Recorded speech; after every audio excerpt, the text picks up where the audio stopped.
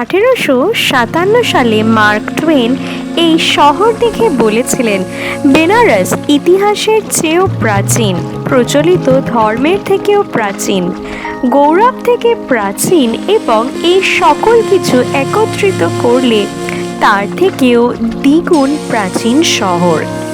এই বেনারস সিরিজের এই পর্বটি কিন্তু অত্যন্ত সুন্দর, তাই পর্বটি মিস না করে, স্কিপ না করে দেখুন শেষ পর্যন্ত। আর এখনও যদি সাবস্ক্রাইব না করে থাকেন, সাবস্ক্রাইব করুন এখনই আমাদের channel Nature Mind and Moods, আর দেখতে থাকুন সুন্দর সুন্দর পর্ব। जो मृत शरीर यहाँ जलेगा उसको मोक्ष प्राप्त होगा, और काशी में जो अस्थि लेकर विसर्जित करेगा उसको ही मोक्ष प्राप्त होगा, और काशी में जो पिंडदान करेगा जिसके भी नाम से उसको ही मोक्ष प्राप्त होगा। ये मोक्ष नगरी है। और यहाँ पे जो रात में जलता है दादा, चाहे लेडीज़ को चाहे जेंट्स का, 12 के बीच में जो रात में जलता है, लगभग 1 kg भस्म मिल जाता है बाबा विश्वनाथ जी पे।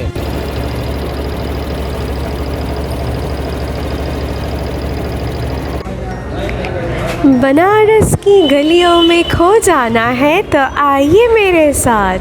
এইবারে হারিয়ে যাব বেনারসের গলিতে। অলি গলি অনেক তো শুনেছেন, আসুন এবারে আসল বেনারসের গলি দেখাই। বেনারসের এই গলি ধরে এগিয়ে চলেছি এখন কেদারঘাটের দিকে। সত্যজিৎ রায়ের বাংলা চলচ্চিত্রে বারবার ফিরে এসেছে এই বেনারসের গলি, এবং বাঙালির কাছে সত্যি এটি একটি নস্টালজিয়া। আমরা সকাল সকাল বেরিয়েছিলাম দশাশ্বমেধ ঘাটে যাব বলে এবং সেখান থেকে বোটিং করব বলে, কিন্তু আমরা টোটোয় উঠে জানতে পারলাম যে যেগুলি একটু আনকমন ঘাট সেখান থেকে বোটিংয়ের খরচা অনেকটাই কম। তাই টোটো ধরে এগিয়ে গেলাম কেদারঘাটের দিকে। একটি গলিতে আমাদের নামানো হলো, তারপর আমাদের টোটো চালকই পথ দেখিয়ে নিয়ে গেল কেদারঘাটে। এগিয়ে গেলাম সোজা এই গলি ধরে কেদারঘাটের দিকে, এবং এই কেদারঘাট থেকেই আজ ভ্রমণ করব গঙ্গা বক্ষে, ঘুরব নৌকায় করে। এই পথ ধরে এগিয়ে যেতে যেতে মনে হলো এই শহরে এখনও যেন মানুষ একটি রিল্যাক্সড লাইফ লিড করছেন। এই নির্জন গলি ধরে এগিয়ে গেলাম সোজা গঙ্গার ঘাটে। এই ঘাটটির নাম হচ্ছে কেদারঘাট, এবং আমাদের কলকাতা শহর বা যে কোনো মেট্রোপলিটন সিটির এই রোজকার জীবন থেকে এটা যেন অনেকটাই আলাদা এবং শান্তিপূর্ণ। এই কেদারঘাটে দেখা মিলল অঘরী বাবার, প্রণাম জানালাম এবং তার আশীর্বাদও গ্রহণ করলাম। তারপর এদিক ওদিক তাকিয়ে দেখলাম কি অদ্ভুত সুন্দর এই স্থানটি, এবং দেখুন এইখান থেকে গঙ্গা দেখতে পাচ্ছি, কি সুন্দর নির্মল এই দৃশ্য। সকাল হয়ে গেছে, এখন এসে গেছি কেদারঘাটে। দেখুন গঙ্গা কি দারুণ দেখতে লাগছে, আর চলছে কত বোট। আমরা এইখানেই বোটিং করব আজকে। আর আজকে আসার পথটা তো দেখলেনি, অলি গলি পেরিয়ে এলাম, বানারসের গলি, ফেমাস গলি, সেই গলি পেরিয়ে এলাম। এবারে বোটিং চড়ব।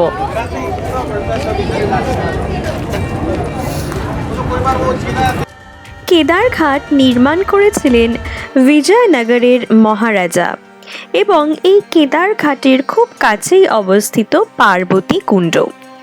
এবং কেদারঘাটের ওপরেই আপনারা দেখতে পেলেন লাল সাদা যে স্ট্রাকচারটি, হ্যাঁ সেটি হলো কেদারেশ্বর মন্দির, এবং এটার সাথেই রয়েছে একটি মোনাস্ট্রি। এবং এই কেদারঘাট বাকি ঘাটগুলোর মতোই শ্রাবণ মাসে অত্যন্ত বেশি ভিড় হয় এই ঘাটে।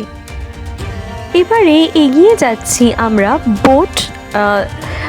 বোটের জন্য দরাদরি করতে। আপনাকে একটু বার্গেন কিন্তু করতে হবে। আমাদের কাছে 2000 টাকার একটু বেশি চাওয়া হয়েছিল, কিন্তু বার্গেন করে 2000 টাকায় আমরা এই বোটটি বুক করে নিয়েছি পার্সোনাল। এখানে অন্য কোনো যাত্রী এখানে থাকবে না। আর কথা হয়েছিল এই কেদারঘাটে শুরু করে তারপর হরিশ্চন্দ্র ঘাট থেকে ঘুরিয়ে মণিকর্ণিকা ঘাট পর্যন্ত নিয়ে যাওয়া হবে এবং তারপরে গঙ্গার ওপারটা ঘুরিয়ে আবার ফিরিয়ে আনবে এই কেদারঘাটেই। সামনেই এই রয়েছে আমাদের নৌকা চালক, ইনি আমাদের নিয়ে যাচ্ছেন নৌকায়। প্রথমে একটু ভয় লাগছিল বটে, জলপথে একটু ভয় করেই, কিন্তু তারপরে যতটা এনজয় করেছি এই নৌকায় ওঠার পরে সমস্ত ভীতি ভয় কেটে গিয়েছে। এই দেখছেন ধীরে ধীরে উঠে পড়লাম নৌকায় এবং আমাদের বলা হয়েছিল একদিকেই বসতে, নৌকা চলাকালীন যেন উঠে না দাঁড়ানো হয়, নৌকা স্থির করার পরে যেন তবেই উঠে দাঁড়াই। এইটুকু আপনাকেও মেনটেন করতে হবে নৌকায় উঠলে। আর অবশ্যই লাইফ জ্যাকেটও ছিল নৌকার মধ্যে। আমাদের এই নৌকা এবারে চলেছে রাজা হরিশ্চন্দ্র ঘাটের দিকে। এখন চলছে বোট রাইড। বোটে করে আমরা কেদার ঘাট থেকে মণিকর্ণিকা ঘাট ঘুরে আবার ফিরে যাচ্ছি, একটু যাব গঙ্গার ওপারে, আপনাদেরও সঙ্গে করে নিয়ে যাবো। এক অসাধারণ এক্সপিরিয়েন্স, বিশ্বাস করুন।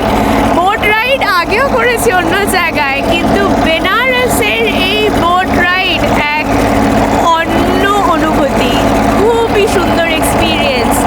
এই ঠান্ডা জলের হাওয়া, তার সাথে এত পাখি উড়ে চলেছে চারিদিকে, নৌকার মধ্যেও রয়েছে শালিক পাখি, খুব সুন্দর লাগছে, দারুণ। আপনি যদি বেনারস আসেন এই বোট রাইড কিন্তু মিস করবেন না, এটা ছাড়া আপনার কাশী যাত্রা কিন্তু অসম্পূর্ণ থেকে যাবে।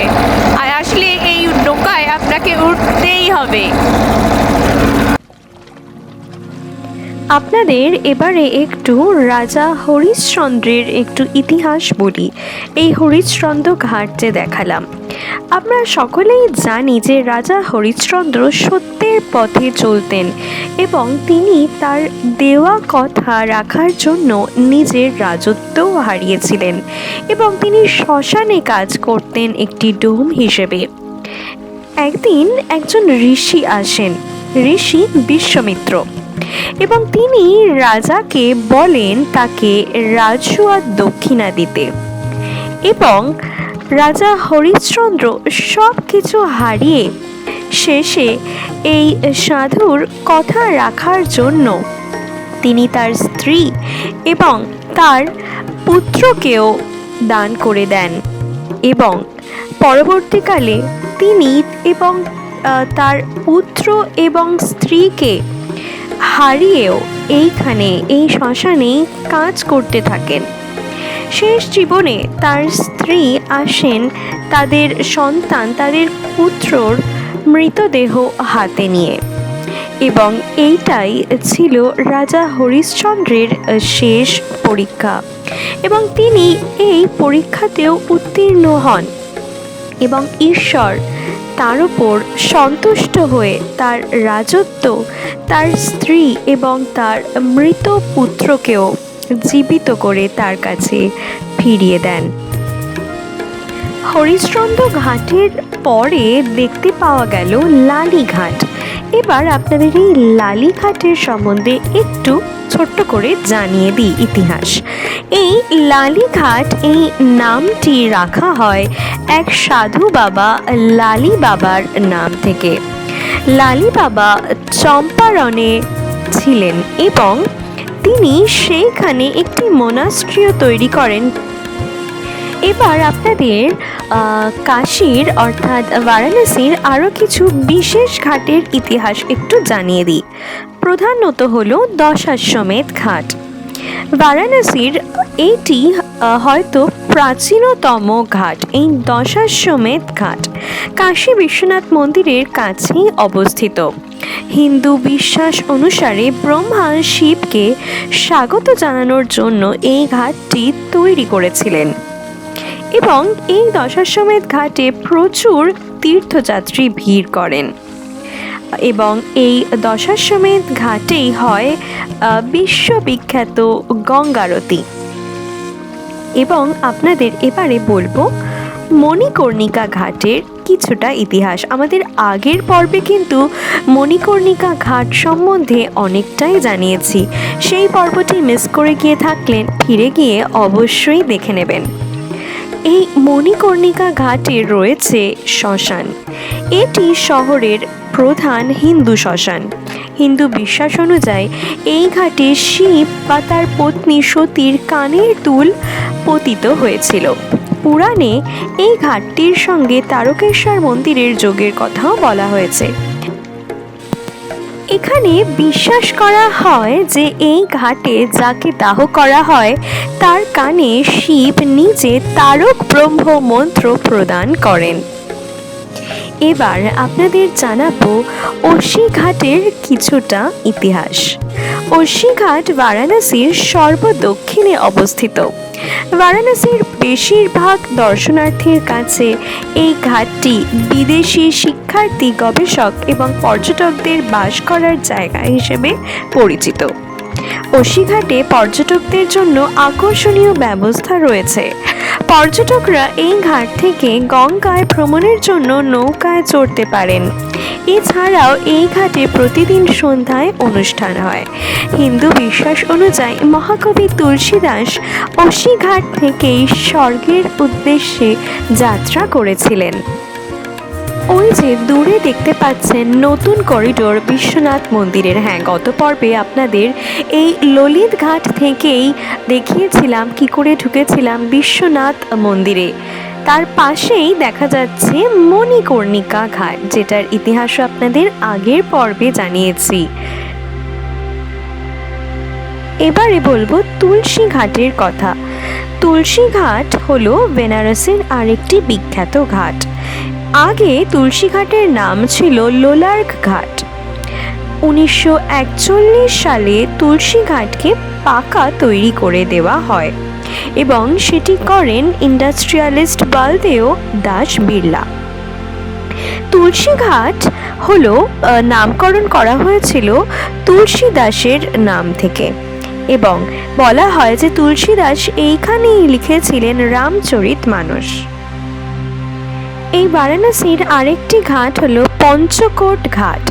এই পঞ্চকোট ঘাট নির্মাণ করেছিলেন পঞ্চকোটের রাজা এবং এই ঘাটটি প্রভু ঘাটের উত্তর দিকে অবস্থিত। এইবার আপনাদের বলবো চেত সিং ঘাটের কথা। এই চেত সিং ঘাট নির্মাণ করেছিলেন চেত সিং এবং এইখানেই সেই যুদ্ধ হয়েছিল ওয়ারেন হেস্টিংস এবং চেত সিংয়ের সোলজারদের মধ্যে এবং 1781 সালে এই যুদ্ধে পরাজিত হন চেত সিং এবং তারপরে এই ঘাটটি ব্রিটিশদের কন্ট্রোলের মধ্যে চলে যায়। বারাণসী, বেনারস বা কাশী যেই নামে এই শহরটিকে আপনি ডাকেন না কেন, এই শহর ভ্রমণ না করলে কিন্তু আপনার ভারতবর্ষ ভ্রমণ অসম্পূর্ণ থেকে যায়। আর বেনারস কথাটির অর্থ হলো উজ্জ্বল আলো এবং এই শহরটিকে তাই সিটি অফ লাইটসও বলা হয়। আর এখনো পর্যন্ত আপনাদের অনেকগুলি ঘাটেরই ইতিহাস জানিয়েছি। চেষ্টা করেছি যতটা সম্ভব তথ্য আপনাদের কাছে নিয়ে আসা যায় এবং আপনাদের এও জানিয়ে রাখি যে এই বিশেষ ঘাটগুলিতে কিন্তু প্রচুর ভক্তের সমাগম হয় এবং ভোর থেকে বিকেল পর্যন্ত নৌকা সফরও চলতে থাকে। পরবর্তী পর্বগুলিতে আপনি দেখতে পাবেন যে আমি কিন্তু সন্ধ্যের দিকে আবারও করেছিলাম বোটিং। আর আপনাদের এখনো পর্যন্ত জানিয়েছি অনেকগুলি ঘাটের ইতিহাস, যেরকম দশাশ্বমেধ ঘাট, অসি ঘাট, রাজা হরিশ্চন্দ্র ঘাট, মণিকর্ণিকা ঘাট, পঞ্চকোট ঘাট, অনেক ঘাটেরই কিছুটা করে ইতিহাস জানিয়েছি। বর্ষার সময় আপনি যদি বারাণসী আসেন তাহলে কিন্তু অনেকটাই মিস করে যাবেন। কেন বলে দিই সেই কারণটাও। গঙ্গার জলস্তর বেড়ে গেলে ঘাটের ওপর গঙ্গারতি হয় না, গঙ্গার পাড়ে একটি বাড়ির ছাদে আরতি হয়। নৌকায় আসন ভাড়া করে নদী থেকে সেই আরতি দেখা যায়। তবে শীতকালে বা বর্ষা ছাড়া অন্যান্য সময় ঘাটের উপরেই হয় গঙ্গারতি এবং তা দেখতে অপূর্ব সুন্দর লাগে। এবং পরবর্তী পর্বগুলিতে অবশ্যই আপনাদের সামনে তুলে ধরব সেই অসাধারণ বিশ্ববিখ্যাত দশাশ্বমেধ ঘাটের গঙ্গারতি। ঘুরে দেখতে পারেন এই বারাণসী শহর আপনি কিন্তু পায়ে হেঁটেও। অলিগলিতে ভর্তি এই শহর, কোন গলিতে ঢুকে কোন গলিতে বেরোবেন সেটা বোঝা কার্যত অসম্ভব। আধুনিক শহর নয় ঠিকই এই শহর।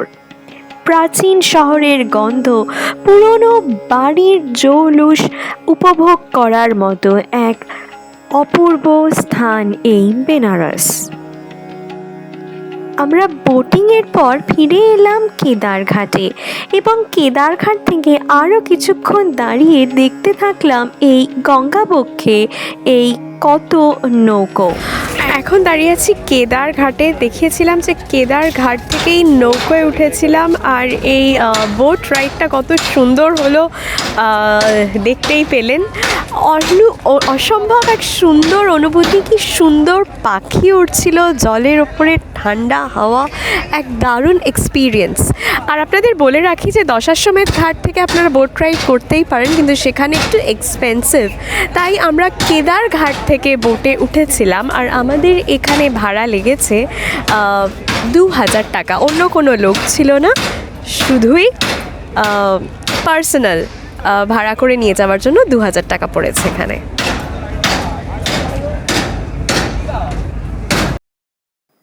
পরবর্তী পর্বগুলিতে আপনাদের দেখাবো রামনগর ফোর্ট। হ্যাঁ, সাইট সিইংয়ে বেরিয়েছিলাম রামনগর ফোর্ট দেখতে, যেখানে বিখ্যাত ফিল্ম ব্রহ্মাস্ত্রের শুটিংও হয়েছিল।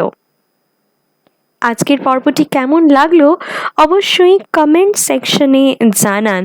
আপনারা যদি বেনারসে আগে গিয়ে থাকেন সেই এক্সপিরিয়েন্সও শেয়ার করুন আমাদের সাথে।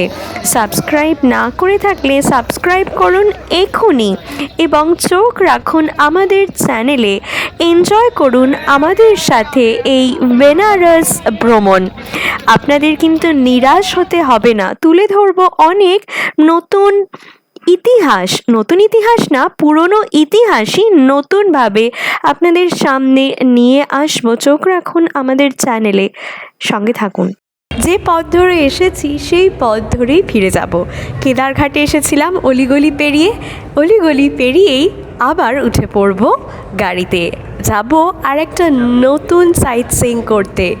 জানতে হলে সঙ্গে থাকুন।